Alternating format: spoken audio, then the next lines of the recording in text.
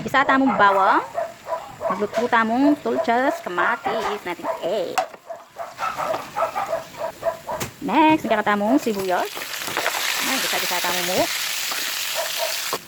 Then, kapag ganyan na sunod na nagkakatamong pandamakmak na kamatis. Mekos-mekos kaya mo. Then, maglagay tamong patis.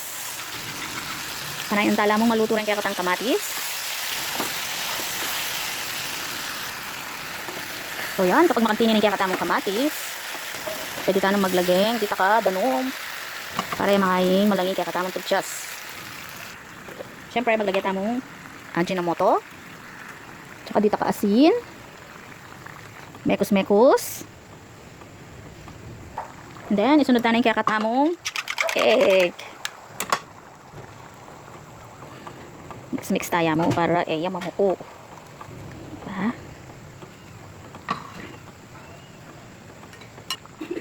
So yan, luto ng kaya katamong tulchas.